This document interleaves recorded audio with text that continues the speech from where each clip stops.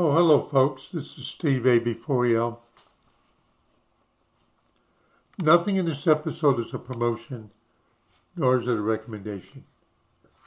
Saw something a little different today when I was browsing earlier, having fun. Thought I'd show it to you. So I go to Bleeping Computer because hacker news, it never stops. There's new variations every day. So as I was looking at the pictures at the top, which represent articles, I thought this one was interesting just from the picture, and I clicked on it. So I was reading it, and it's about the Python library, PyPI, PyPy. I've mentioned that in previous videos. This article is very interesting because there's a new, the people who want to fool around and screw up everything that's on the internet and the web and life, I can't get over how many, it's just unending. So anyway, I was reading down through the article, and it says, according to researchers at JFrog, see, I thought the article was very interesting. A software supply chain platform, there are more than 22,000 deleted packages on PyPy that are vulnerable to this revival hijack attack, and some of them are quite popular. Now, the researchers say that the monthly average of packages deleted on PyPy is 309, indicating a steady stream of fresh opportunities for attackers. Now, what's the attack?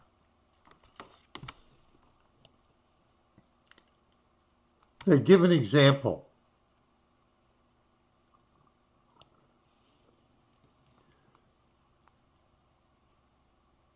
There was a package called ping-dom v3. What it does is immaterial. Because it was on PyPy, and if you're a Python programmer developer, it might have some functions that you don't want to bother to create yourself. You just use a library, a standard library. So you download it.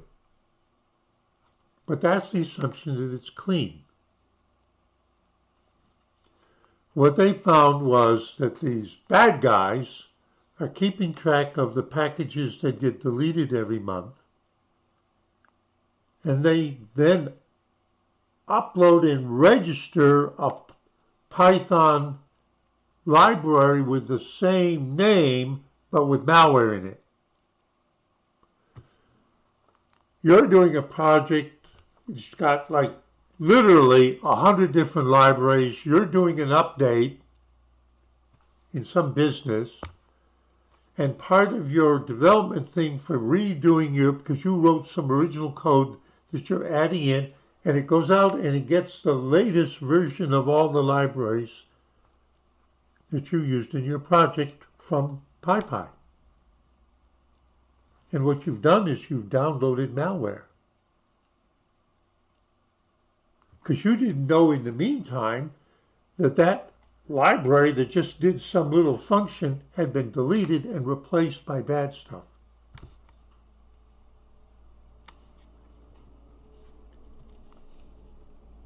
Well, I thought this was interesting, but I also recognized the name JFrog because I've done sometime a couple of years ago, I think I did 2 different videos about them. And I remember that they're in Israel.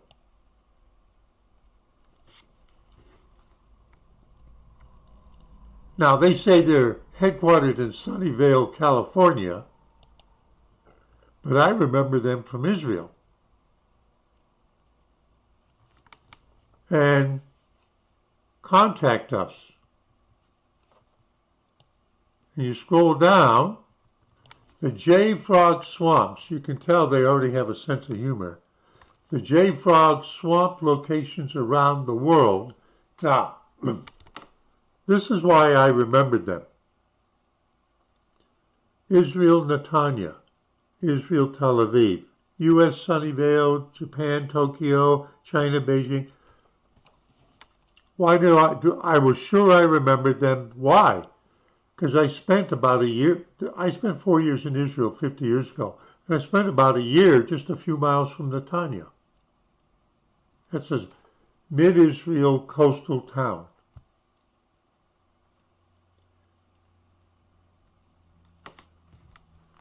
And I wanted to refresh myself on who are the big people at JFrog. I always do that, especially when it's an Israeli company. Sometimes I would search to see what their background is.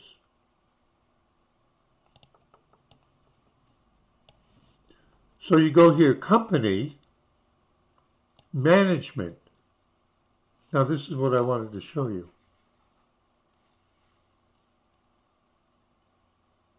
This is what I wanted to show you. This is not the way it was before. And you're going, what are you talking about? Now let me just jump off to the side a little bit.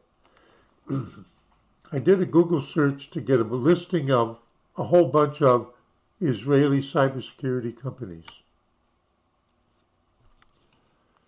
And here's one that I've never gone to before today, as far as I remember, Claroty.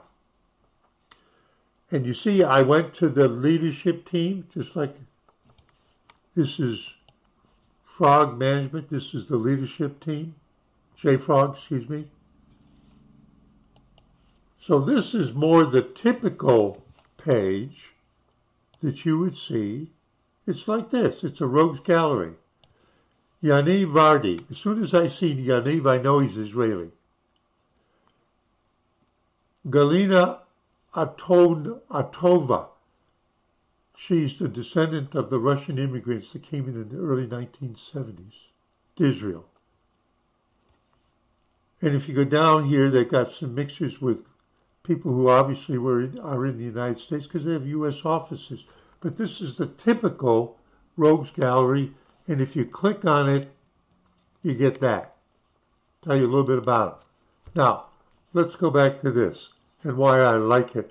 As soon as first I looked at it, and then I went, oh, I understand. Now watch. Follow my cursor. You see the cursor? Who do you think the head guy is? My guess it's this one. You see what happened? Shlomi Ben Chaim, co-founder and CEO, and he's a co-founder and CEO of JFrog, creators of Universal DevOps. He brings 20 years of experience. He's got a master's of, he's got a master's degree from Clark University in Massachusetts and a BA from Ben Gurion University in Israel.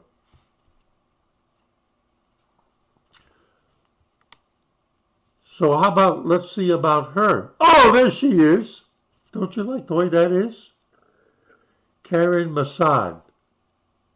C-H-R-O, I'm not sure what that is exactly. There's 20 years, human relations, there you go. Oh, and you can go to her, you can go to her LinkedIn page.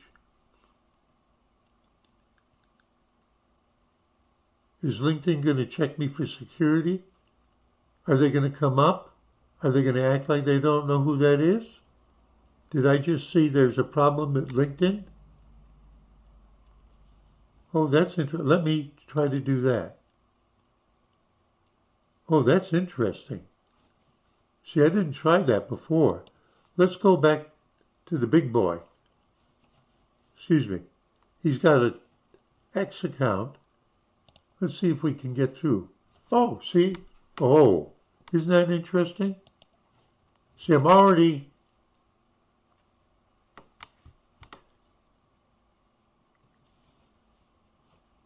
Hang on.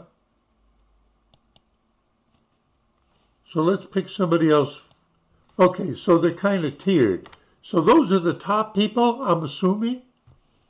Like, what does she do? She's a chief marketing officer. Nijme. I bet you her background is North African. And she went to San Jose State. There you go. I'm looking, she was at Zscaler. That's pretty good. Marketing. Oh, look at the way they did that. You see, they still got her highlighted. And now I'm just looking at the creativity behind this. I think it's clever. So let's pick this guy here. He's pushing something. Fred Seaman, co-founder and chief data scientist. He used to do something called Alpha CSP. Master's degree from, École Centrale de Lille. So he's from France. This is very international. Am I correct about that? That it's France? It could be Canada. Let's check. See, my mind keeps straying. I'm always interested in the people. Well, we know he's got something to do with Israel. How can we tell? SPACE, capital IL. What's that? Aviation and Aerospace, Tel Aviv University.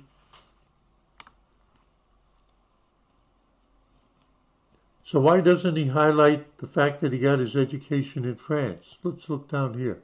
See? Now, wait a minute. You think I'm stupid. What does it claim his languages are? French and Hebrew. So even though I can't go directly to the schools that he went to, it was France. Look, I used to work for the Mossad. You got to be good at this stuff. You only got 10 seconds for action decision. Now there's two people here. She's leaning on him. Let's try that. Okay, they highlighted him. Wait a minute, can I get to her? You see how I had to get to, wait a minute, let's see if I can get it to her all the way around. No, you see, it does that. I got to go, I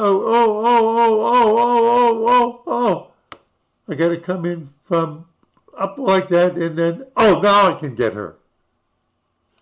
Now, wait a minute, maybe that was because of the scroll position. Maybe it was confusing it. See, now I'm thinking about what's the code behind it. No. See, they've got a circle or ellipse defined that if your cursor moves in there, it triggers that. So I got to go way north of him, but if I go onto her heels, it doesn't count. And then we can get her. She's a chief. Shanti Harikar. Let's see what her LinkedIn page is.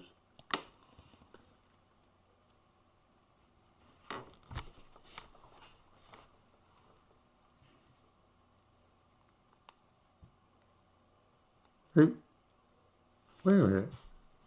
I thought these people were highly organized and creative.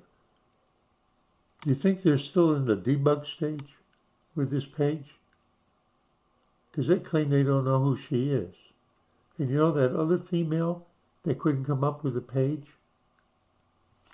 See, this was unanticipated. I like to play around like this and see not only what goes right, but what goes wrong. Now, I'm going to say something, an editorial comment. The big thing is, now watch, slash dot. I'm going to make it in the context of something. Let's go to slash dot right now.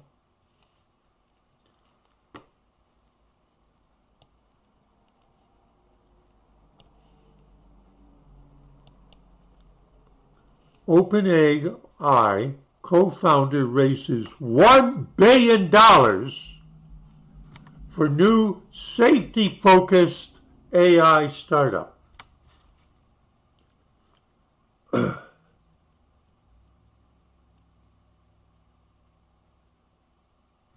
what they have found is that a lot of these AI things, if you play with them the right way, like I play with stuff,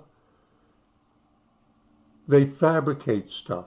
They make up, these computer programs make up stuff. So you can't tell by looking in their eyes whether they're lying or telling the truth, right? Some people would make the excuse, well, they're buggy and we're looking for ways to find all the bugs. So I just tried to do the jump to this person's LinkedIn page. I'm going to close this. And they can't do it. Now I'm going to try another female. Let's see if I can get to her. Tali Notman, Chief Revenue Officer. She runs the money.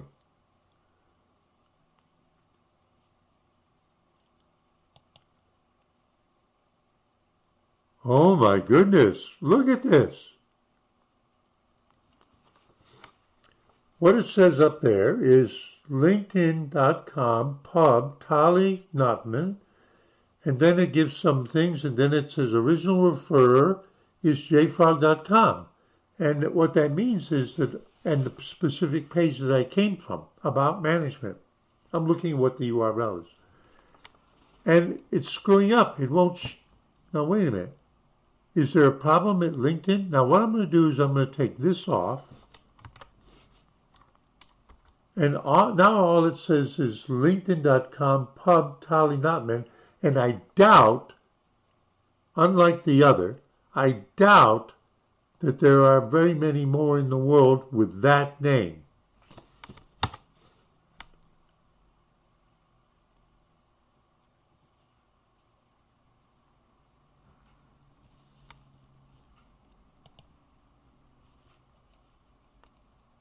And I'm going to take this off after the question mark. Excuse me.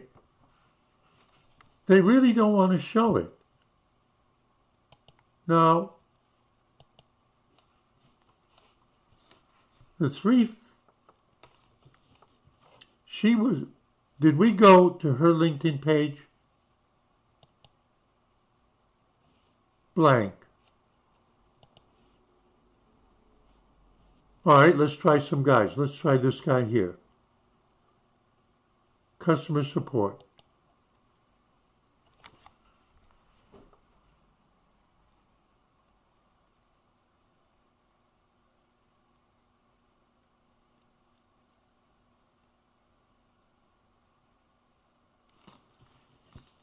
When I lived in Philadelphia, I knew somebody with that family name. Do you see what happened? Now this is not what I started at. I thought this way of showing the management team, and you can find out about them.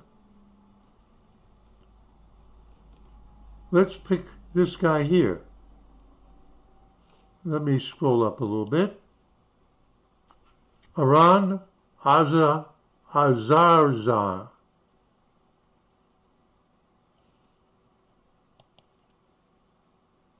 We can go to him.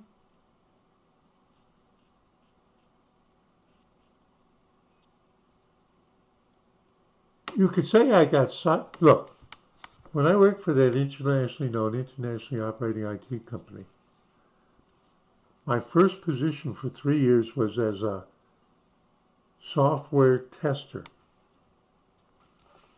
And I was good at it because the point is, you are the worst enemy of the developer or developers who have created some new code or updated code because you want to prove they screwed up. You want to find their mistakes so that they then fix them, get it really clean, and then the customer doesn't have that happen to them. And it looks like I'm not going to say they didn't have somebody check this website. It's just that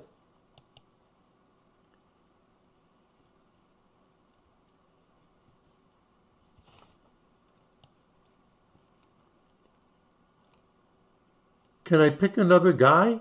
How about this guy way over here? He's the chief financial officer. His page will come up. Yeah, exactly.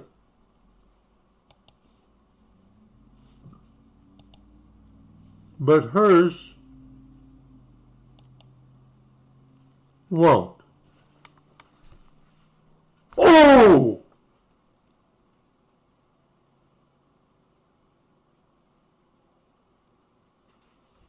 Wait a minute. Hang on.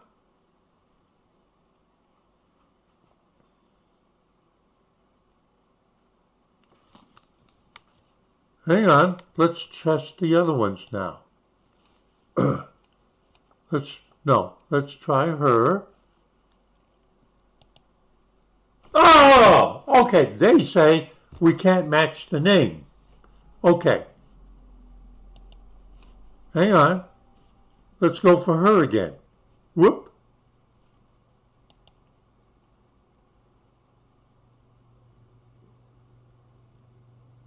It won't do anything.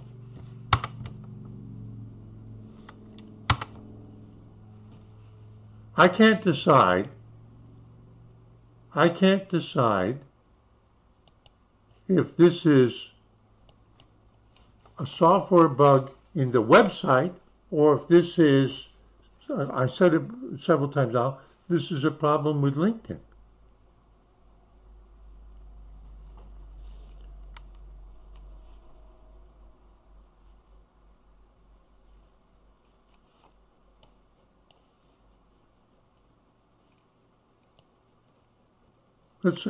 Let's ask Google search. Excuse me for, this is the way I always do it. I have fun.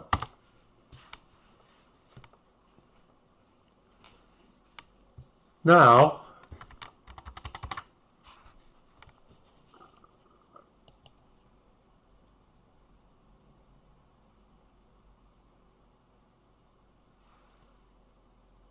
she went to Barland University.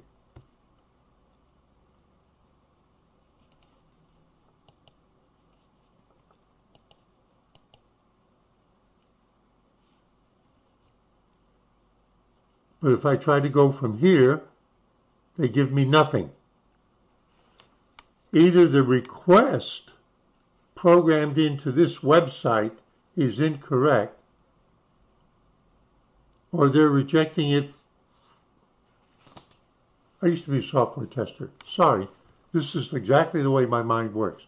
This is why they really liked me. Yeah, that's right. The development team for the products really liked me.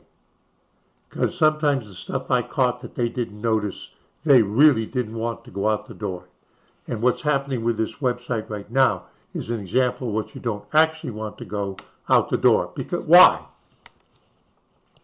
Because it makes you look like a bunch of assholes when you claim you're experts. Pardon my French. So who else couldn't we get to?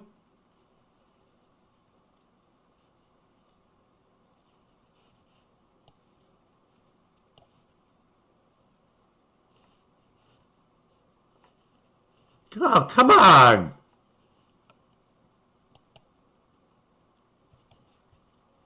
Okay, so now we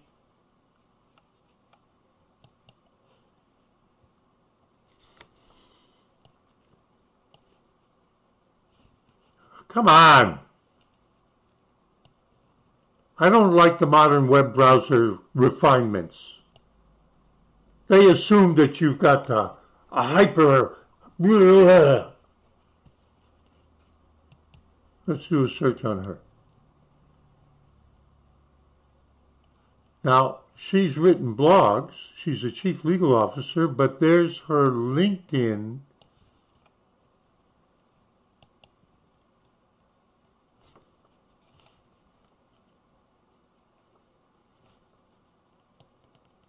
And there she is.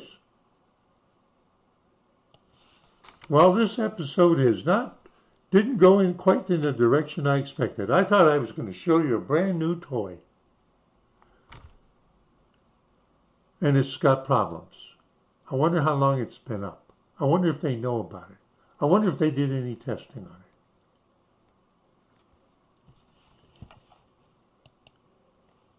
And it all started with this article, which I thought was very interesting, about the way they're more than fooling with the PyPy packages, hijacking them to deliver malware worldwide into every organization in the world that uses Python.